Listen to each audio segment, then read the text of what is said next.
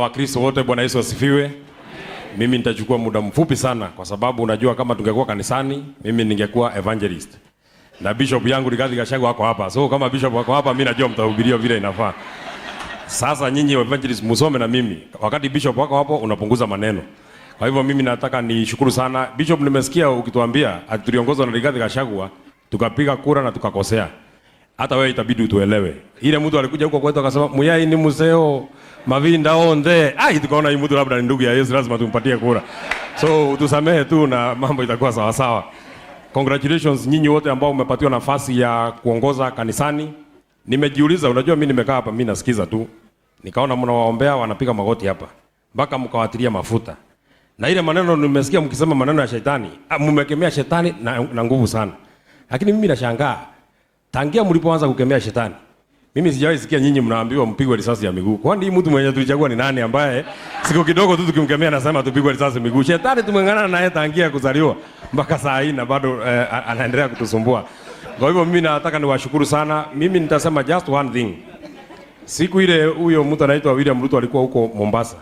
Nilisikia akisema viongozi wetu ati sijui tukitoa ile maneno yenye ameweka sisi ni wajinga. Mimi nikajiuliza, ni vizuri tu tuulizane maswali. Kati ya viongozi hawa na kiongozi anasema watu walimchagua kura wapigwe risasi, ni nani ndio mjinga?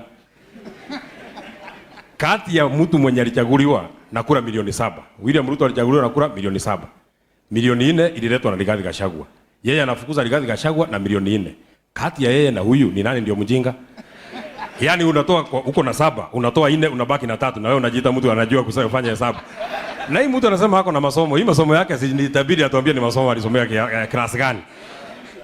Mtu ambaye pesa badala atuwekee kwa hospitali, anaweka pesa kwa gunia, anapatia wananchi, awapatie cash badala atuwekee pesa kwa hospitali. Hiyo mtu ni mjinga ama sio mjinga?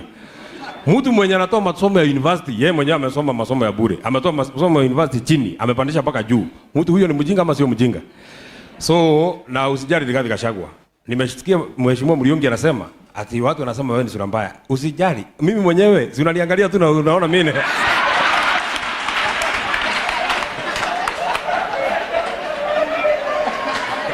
Kama mimi mwenyewe ni mtu na niko na watu nyumbani, si hata wewe jikaza tu mambo yatakuwa sawa sawa. Mimi jambo la mwisho ningetaka niwaambie, na huyu Mbuye ndiye mtu mwenye amekosea. Mimi nilikuwa nimekuja mpaka Kadhiani na tulikuwa tumekubaliana. Nyinyi watu ya sehemu hii mnaharibu. Kwa sababu tulikuwa tumeshakubaliana bei ya kwenda kusikiza maneno ya William Ruto. Nasikia hapo nyumbani nyinyi mmechukua 3,000. Siku ile watu yetu ya Kiambu walienda huko, walisema hata si 2,000, hata si 3,000, na si 5,000, na sio 6, na sio 7, lazima tupatiwe 10. So hata nyinyi ujue inatoka ikiwa 10. Wewe ukipatiwa 3, uulize hii 7 imebaki na nani? Chukueni, hakuna shida. Hapana zika ndovu na pembe. Pembe si ni yetu ama hiyo pesa ametoa wapi? Hiyo pesa ni yake ama ni yetu? Si ni pesa yetu tu.